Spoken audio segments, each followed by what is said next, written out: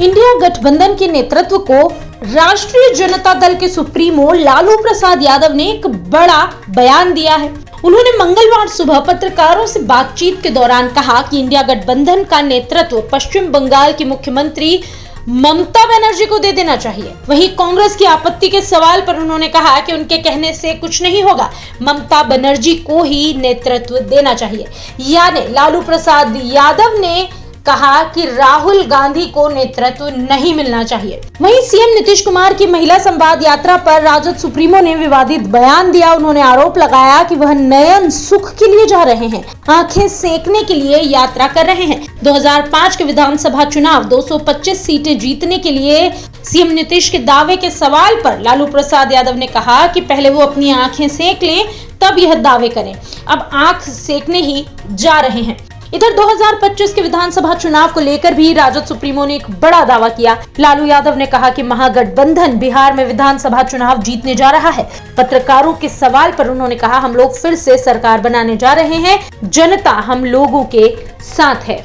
बता दें कि विपक्षी एकता की बैठक में लालू ने राहुल को कहा था कि हम बारात बनने को तैयार हैं, आप दुल्हा बनिए। विपक्षी दलों की बैठक नीतीश कुमार ने बुलाई थी, लेकिन संयोजक दिखने के बावजूद नहीं बनाए गए। महाराष्ट्र में भी कांग्रेस पिछड़ी और पश्चिम बंगाल में भी ममता बनर्जी ने भाजपा को नियंत्रित किए रखा। अगले साल बिहार में विधानसभा चुनाव हैं। कांग्रेस के दबाव बनाने से पहले लालू ने एक बड़ा मोहरा चल दिया। लालू प्रसाद यादव का मौके पर दिया बयान अब चर्चाओं में है। वो विपक्षी गठबंधन Indian national development inclusive alliance की कमान अब पश्चिम बंगाल की मुख्यमंत्री ममता बनर्जी के हाथों सौंप देना चाहते हैं। देश भर में इस नाम पर अब विमर्श भी शुरू हो गया, बयान आने लगे हैं। लालू यादव ने इसके साथ ही नीतीश कुमार पर भी आपत्तिजनक टिप्पणी कर डाली। उन्होंने कहा कि कहने के लिए उस मजाक के साथ कही गई बात को भी मजाक में उड़ाने वाला कह सकते हैं, लेकिन लालू को जानने वाले जानते हैं कि वह मजाक में भी गंभीर बातें कहने के आदी हैं। विपक्षी दलों के लिए पटना में महाजुटान के समय उन्होंने राहुल गांधी को दूल्हा बनाने की बात कही थी। वहीं बाद में हुआ भी वही, राहुल ही लोकसभा में विपक्ष के नेता बने। लेकिन अब सवाल उठ रहा है कि लालू यादव आखिर पलटे तो क्यों पलटे। इसे लेकर भी कई जवाब हैं। लालू प्रसाद यादव बीमारी के नाम पर कोर्ट से छूट भले ही गए हों, लेकिन सक्रियता के हिसाब से वो बीमार कतई नहीं नजर आते। मुख्यमंत्री नीतीश कुमार महागठबंधन में रहते हुए जब पटना में देश भर के विपक्षी दलों का महाजुटान कर रहे थे, तब भी लालू बीमार नहीं थे। जब नीतीश कुमार महागठबंधन से निकलकर 2020 के जनादेश की वापसी कराते हुए राष्ट्रीय जनतांत्रिक गठबंधन के मुख्यमंत्री बने और बहुमत साबित करने में रोड़ा अटकाना था, तब भी लालू बीमार नहीं थे।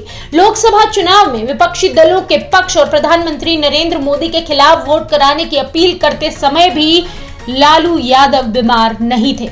पिछले दिनों बिहार विधानसभा की 4 सीटों के लिए हुए उपचुनाव के समय प्रचार करते समय भी वो बीमार नहीं थे। बिहार के उप मुख्यमंत्री सम्राट चौधरी ने उन्हें शारीरिक मानसिक बीमार भले बताया हो, लेकिन वह बीमार नहीं है। उल्टा वह किसी भी अन्य नेता से ज्यादा सक्रिय और आगे की तैयारी में नजर आते हैं। लालू के ताजा बयान को मजाक में नहीं उड़ाया जा सकता। वो हमेशा मजाक के बीच गंभीर बातें कह देते हैं। दरअसल बिहार में अगले साल विधानसभा चुनाव होना है। यहाँ कांग्रेस उनकी पार्टी राष्ट्रीय जनता दल के साथ गठबंधन में है। महागठबंधन में राजद के बाद कांग्रेस ही सबसे बड़ी पार्टी है। कांग्रेस हर चुनाव में राजद पर दबाव बनाती है। पिछले चुनाव में भी ऐसा ही दिख रहा था। प्रदेश कांग्रेस के अध्यक्ष डॉक्टर अखिलेश प्रसाद सिंह 2 साल पूरे कर चुके हैं। इन 2 सालों में उन्होंने कभी भी तेजस्वी यादव को ठीक से स्वीकार नहीं किया। जब महागठबंधन की सरकार थी तो इस तनातनी के बीच मुख्यमंत्री नीतीश कुमार से कांग्रेस के लिए 2 और मंत्री पद मांगते रह गए। सीएम तब तत्कालीन डिप्टी सीएम तेजस्वी यादव के पाले में गेंद फेंकते रहे। जब तक अखिलेश सिंह ने तेजस्वी से पटरी बैठाई, सरकार बदल गई। पुरानी बातें याद दिलाने की वजह यही है कि कांग्रेस की दबाव की राजनीति को अभी ही लालू यादव नियंत्रित कर लेना चाहते हैं। अगर राहुल गांधी इंडिया ब्लॉक के सर्वेसर्वा बने रहे तो बिहार में राजद पर दबाव बनाने में ज्यादा कारगर होंगे। इसके अलावा झारखंड में कांग्रेस ने जिस तरह से मुक्ति मोर्चा से मिलकर राजद के लिए सीटों का सूखा रखा, असर कुछ उसका भी है। कांग्रेस के नंबर 1 नेता राहुल गांधी को विपक्षी एकता की बैठक में बुलाने के लिए तब नीतीश कुमार को लालू यादव की मदद लेनी पड़ी थी। यह बात सही है।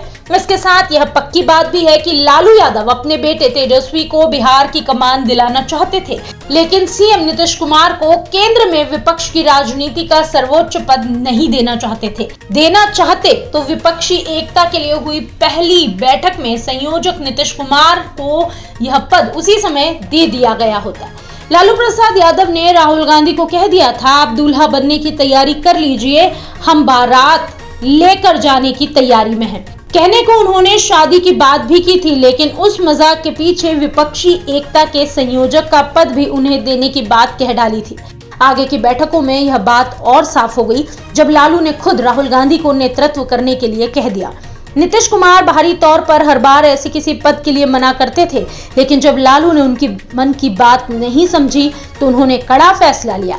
नीतीश के हिसाब से विपक्षी दलों के महागठबंधन का नाम तय हुआ, न नीतियां, इसलिए वह निकलकर वापस एनडीए में आ गए। लालू प्रसाद के हर कदम का गूढ़ मतलब होता है।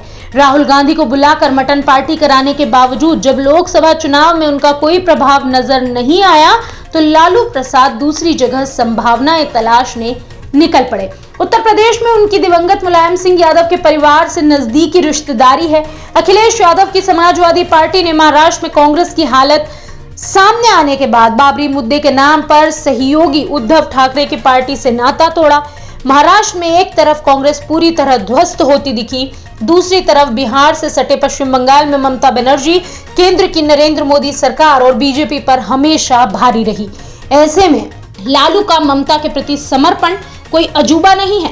ममता जब पिछली दफा पटना आई थी तब भी उन्होंने सीएम नीतीश कुमार से मिलने की जगह लालू यादव से मुलाकात को तवज्जो दी थी। मतलब कहीं न कहीं सॉफ्ट कॉर्नर था जो मौके पर सामने आया है। अगर आप ये वीडियो YouTube पर देख रहे हैं तो हमारे चैनल को सब्सक्राइब करें और बेल आइकन को दबाना ना भूलें। अगर आप Facebook पर ये वीडियो देख रहे हैं तो हमारे पेज को लाइक करें।